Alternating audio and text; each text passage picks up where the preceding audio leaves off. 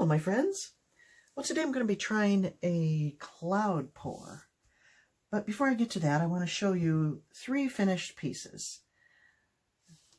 This is the my attempt at a reverse flower dip using one of these cups. You may have seen this video, and I wasn't crazy about the outcome, but I put a coat of this Deco top coat on there last night, and I just love the finish. It gives what I think would be comparable to a resin looking finish, but it's super easy. There's no mixing involved, and yeah, I have sensitivities to a lot of chemicals, and so I just don't even want to try resin.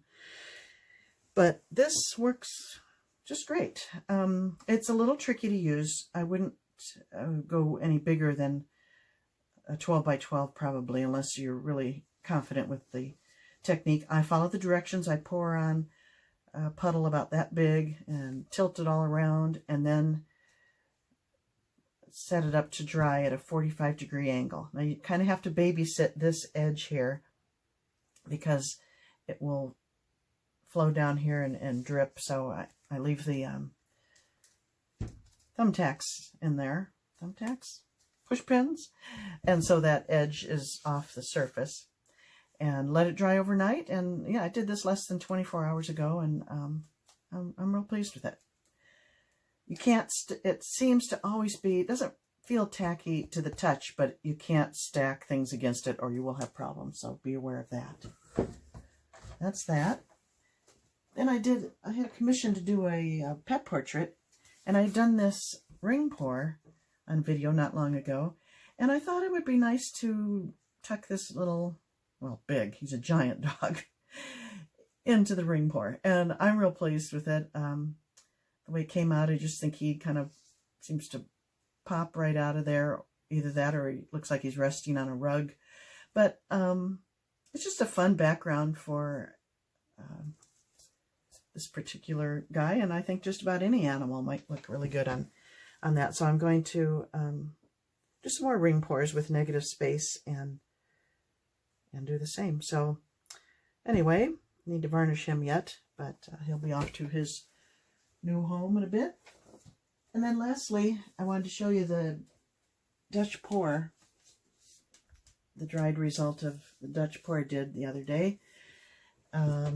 Dried really nicely. This is the one where I added little bits of chain pull to kind of fix some areas I didn't like so much, and I think just added a little bit of extra interest and changes it up a bit. I'm anxious to try again and incorporate it more into the center area and really make it more of the design, so to really your eye will be carried through the painting. But I'm pleased with this. It's not varnished yet, but and I just popped this frame on there to see what it would look like, and I like it, and it'll be going on my website if anyone's interested in it. And now let's get to today's painting. So the cloud mix I'm using is a recipe that was given by Tammy Anderson. If you haven't seen her video, I'm going to link her channel down below. She goes into great detail about how she mixes it, so I won't do that, but I will write the whole recipe down below in the description box. So that's that, and then the colors were just mixed with Floetrol. This has got several ingredients in it, but this is just Floetrol and a little bit of water. A little on the thick side. I haven't attempted to do a cloud pour in ages. The favorite ones I've done had folk art milk paint in them. I loved that, but they don't make that anymore, so I've not been successful. So I'm trying this recipe for the first time. So let's see, this was cobalt blue, but I wanted it a little darker, so I added a bit of dioxazine purple. If I added black, it makes a really nice deep navy blue, but then when you add white, you tend to get maybe a grayish color, and I wanted to stay away from that, so I darkened it with purple. This is Arteza Pink Pearl. I'm not a pink fan, but that is so very, very pretty.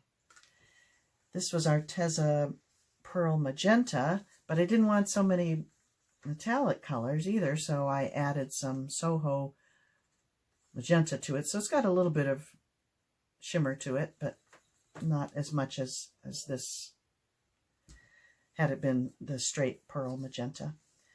Then this is yellow ochre. And I think that with a white will just give a nice sunny look, I hope.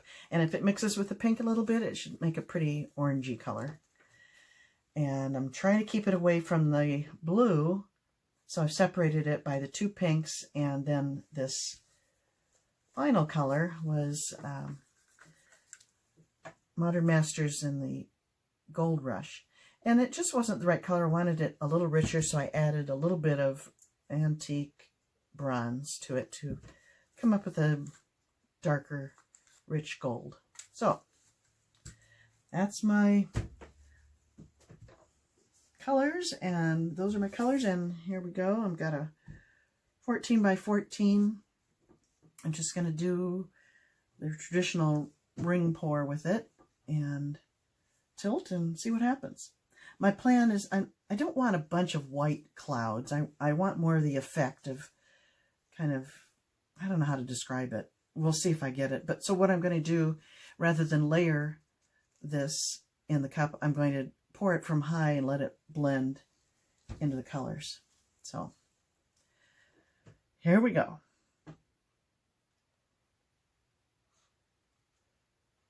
Starting with that beautiful blue and then onto the pinks.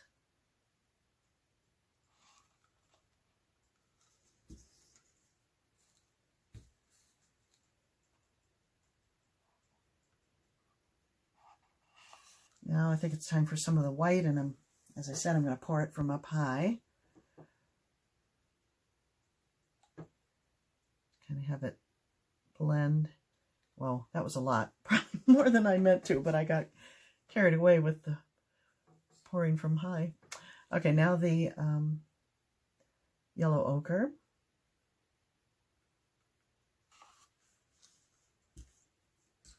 And now the gold I mixed.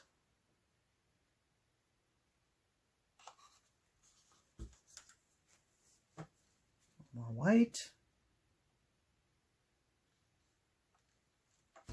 And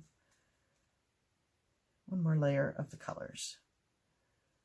I'll throw all the blue in there.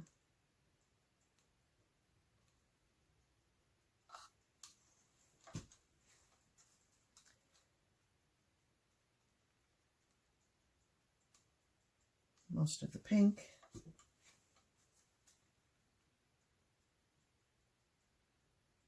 Magenta.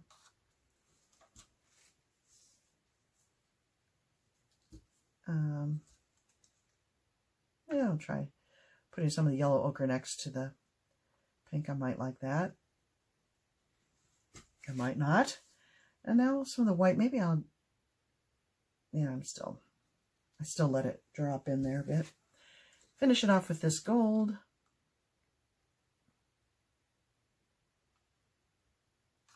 Okay. And here we go.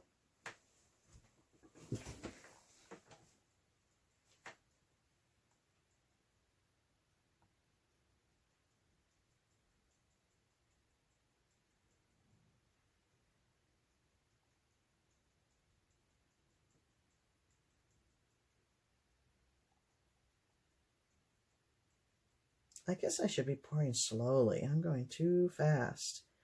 Oh, I'm happy with that blue.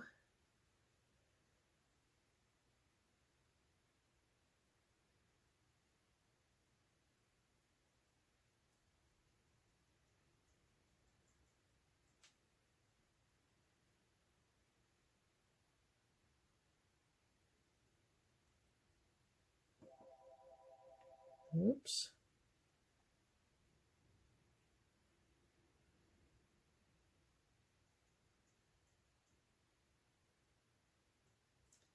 Okay.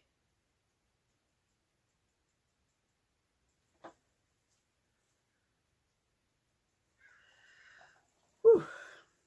I always find myself holding my breath when I do that. Okay, well, different. See a lot of cell action happening. Hit it with some heat.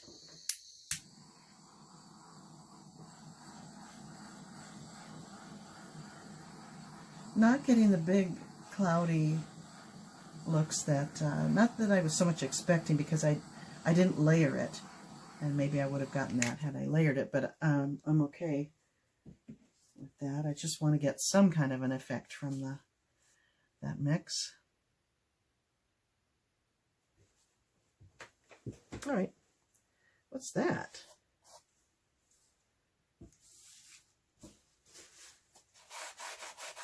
I don't know what that was. It looked like it's been water from something. Okay.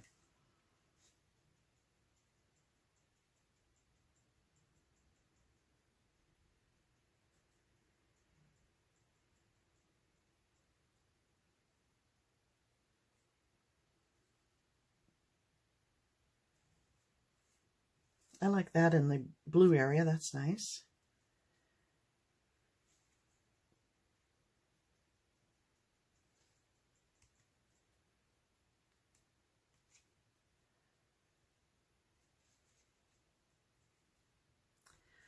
I like that a lot, but I'm going to lose that. What do I have left? I have yellow ochre. And I have white.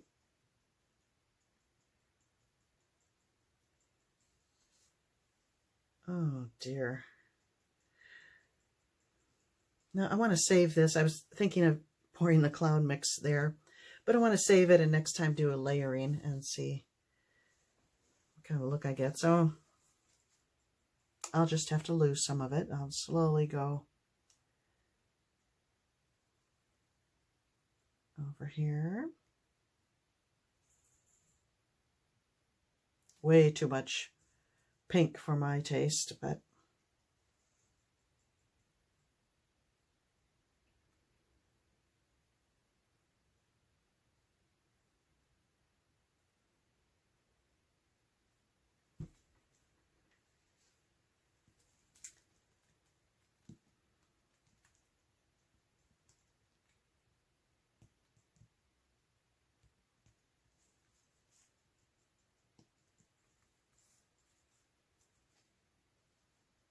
I'm going to come over to this corner, maybe try to preserve some of this blue, and then I can run a lot of that pink off of over there.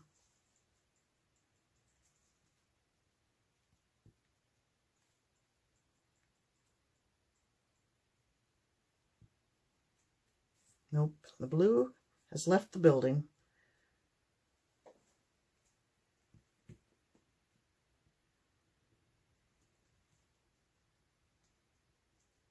That was ugly up there where I did that. And that wasn't any better. Okay.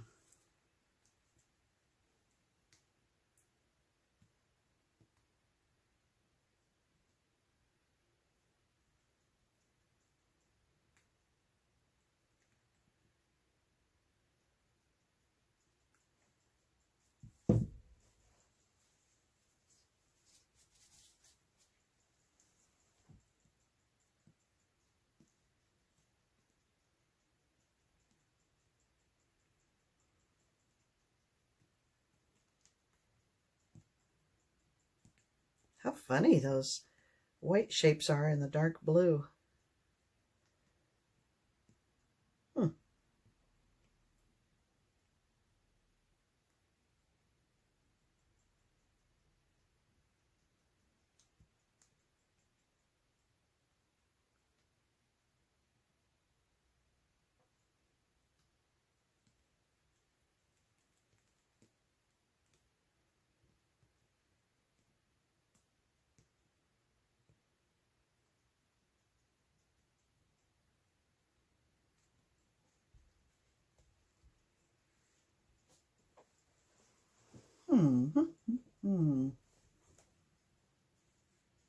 Isn't that odd right there? That's kind of fun.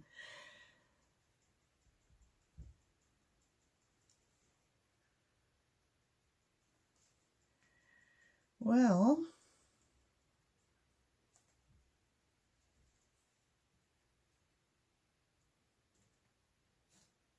it's just way too pink for me.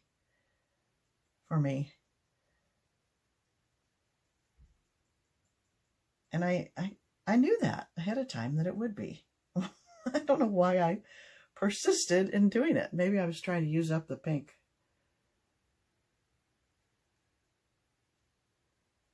Just trying to move it around and get some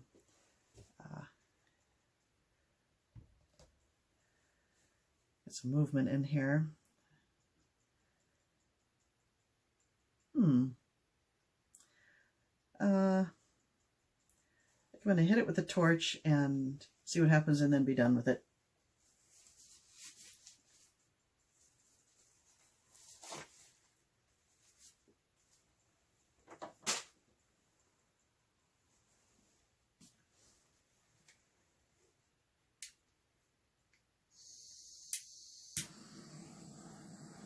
Maybe up in this corner I don't like. Not much is happening.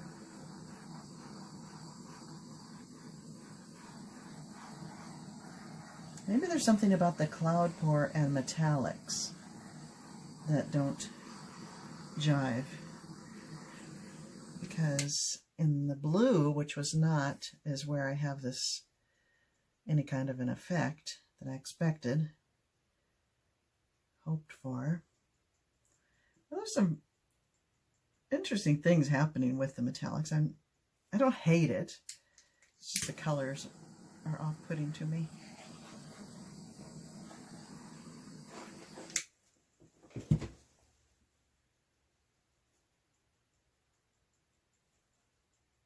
Okay, well,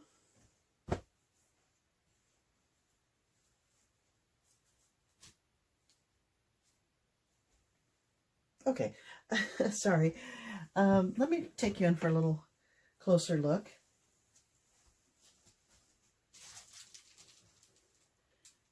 And you know what? I'm going to show you my newly organized shelves behind me. I've organized half of my room and giving you a peek. And there's my colored pencils and some paint. Goes up and up, just keeps going and going. I've got a little window there and another shelf there. That's an oil painting. My reference books and more paint, more paint. Yeah, so I don't dare show you the other half. It's not anywhere near organized. But here we go. Closer look at what I got for today.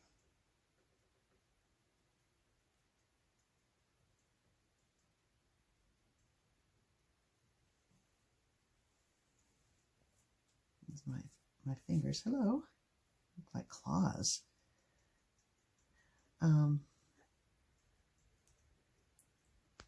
Over here, there's some very, look at the kind of veiny look.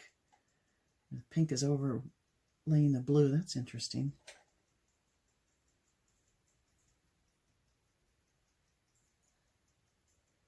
I don't know. Oh, I'm going to quickly show you my, the thing I have my phone on when I'm filming here. It's just this inexpensive bracket. I can't think what you call it.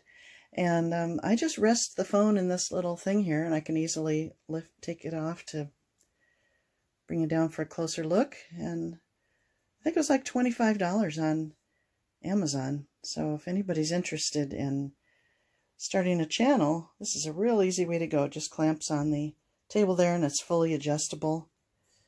And you can raise and lower this as you want, and swivel and turn, and this thing moves all you want. So I think it's great.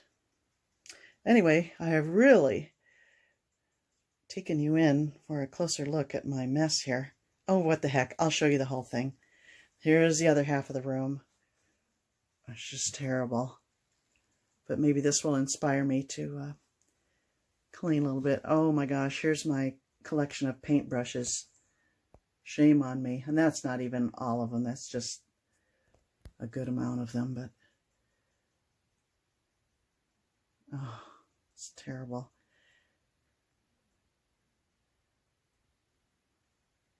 Look at that mess. And down there's a mess. And more paint. And more stuff. Oh my gosh. More.